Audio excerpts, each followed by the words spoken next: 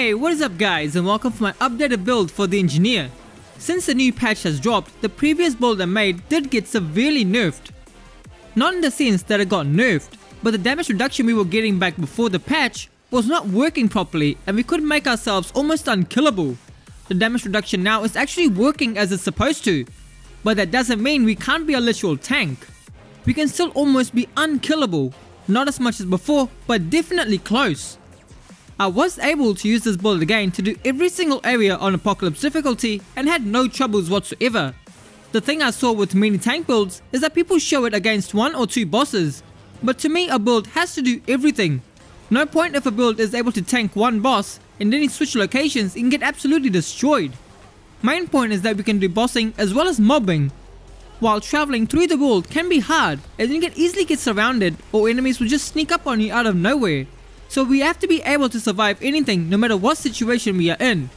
A lot of changes have been made since the last time, so let's get right into the build. As for the classes, our main is going to be the medic rather than the engineer. The medic provides just way too much healing, and the main reason we use the medic is because of its prime perk. After restoring 250 health to allies, which also includes yourself, you can regain a relic charge. Now why is this perk so good? Well, just have a look.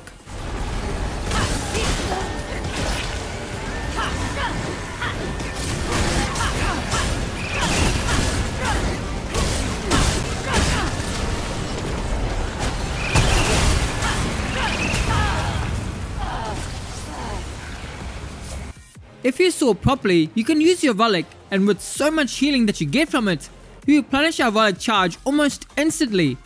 I will tell you why it's so strong when we see our relic.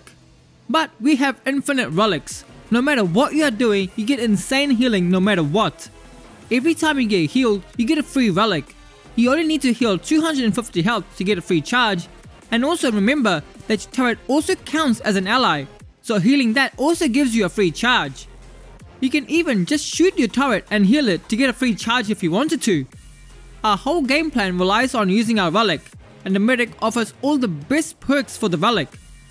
We get increased relic efficiency, and we also heal allies with our relic. This is so great online that you become the best support ever. While playing online, if you see anyone with low health, you just straight away pop your relic, and boom, they're completely healed to max. Not only does that make your allies last longer, but it also works for you as well, as nonetheless you get your relic charges back. Then the main perk is the increased relic use speed and the -1 on stagger. This really helps as you can use your relic even when the bosses or enemies are attacking you. This prevents you from getting staggered very easily, so it's a really good skill to have. Then on our secondary we use the engineer, and mostly we will stick to the flame turret. It provides some of the best DPS and is overall a great crowd control turret as well as single target damage. Also, we try to always stay near the turret when we place it because of the 15% damage reduction while we are near the turret. Now let's get into the gear. For the armor we are mostly using the leather Mark II, but I just adjusted my weight to 75 just so we don't flop if we ever need to dodge. Cause remember, you can't tank every single attack in the game. Some attacks are just meant to be dodged. Now this is the main reason this build is so good. It's the Crystal Heart relic. It's probably my new favorite. So when you use it, you'll regenerate 115% of your max health over 10 seconds. These 10 seconds is where you're almost unkillable. Your movement speed is reduced by 50%, but that's not a big deal at all as you want to be taking damage anyway. And finally we also get a 25% damage reduction. Those 10 seconds you generate health so fast that you can face tank even the bosses and their biggest attacks. As soon as your 10 seconds are up, just use your relic straight away again. You will know exactly when it's over when you start moving faster. There is no reason to save any relic or wait for your opportunity. Just use it whenever you can, even if it's just a small fight with smaller enemies. Use it. You will get it back anyway. In all my runs, I never went lower than 7 or 6 relics. Only in some cases when the bosses or enemies just don't do enough damage, so that's why you don't regenerate the relics as fast. Which is why I just attack my turret to get my charges back. As for the fragments, you can add in some damage reduction, healing effectiveness and increased health. For the weapons, it really doesn't matter what you go for. Whichever one that you like to use, you can go ahead with that. And now for the amulet, we are using the indignant fetish. This gives us a big 25% increased damage to everything, as well as a 10% damage reduction every time we take a hit. This is going to be active indefinitely since we're going to be taking hits all the time. And now for our rings, firstly we have the Fey Shaman ring. We get this mostly so that we can increase the speed of our relic use. The faster we use it, the better it will be. Then we have the hardened coil for a total of 15% damage reduction depending on how much health we are at. We can get that 15% damage reduction if we are at 50% of HP. Another great ring we use is the hardcore metal band, which gives us a stack of bulwark every time we are hit. So this is also another great way of getting 20% damage reduction when we are at full 5 stacks. Then the final ring we use is the Stone of Malevolence. This is so that we get our mods faster. Since we will mostly use our flame turret, we can regen our mods a lot quicker. If you decide to use your Nightfall, you can use the mod, and after you're finished with the mod, it will be ready once again from your attacks from the turret. If you don't want to use mods or want more survivability, then go for some of these other options. Like Amber Moonstone, if you go below 30% HP, you will get a further 25% damage reduction. Black Cat Band can give you a free revive every 2 minutes if you do happen to fall.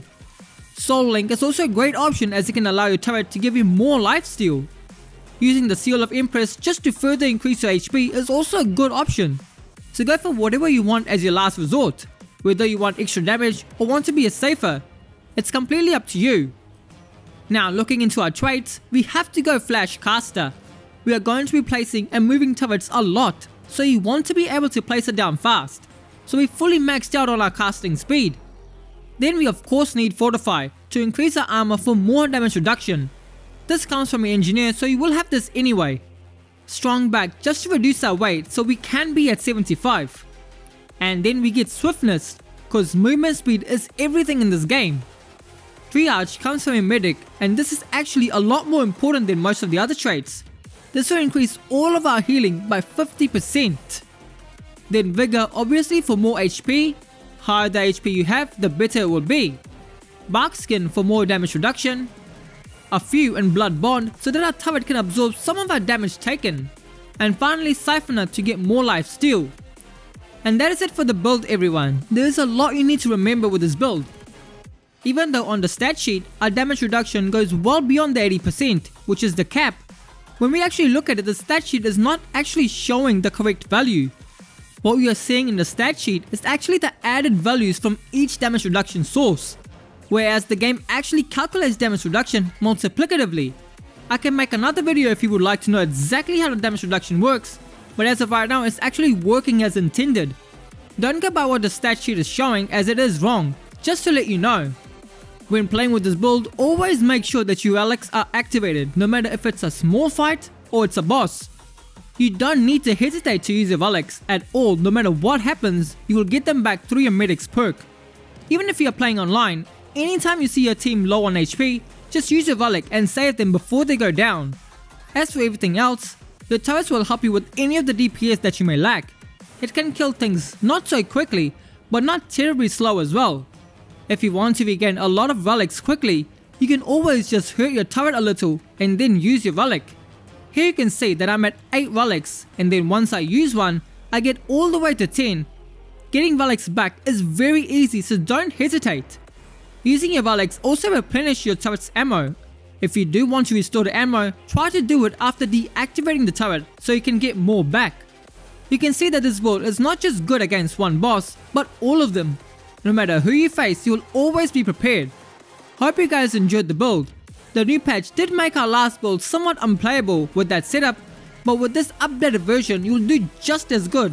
It does require some management of your skills and items, but if you can pull it off, then you're going to beat anything. Let me know how you guys are finding the new patch and if you are using anything different. I will catch you all next time.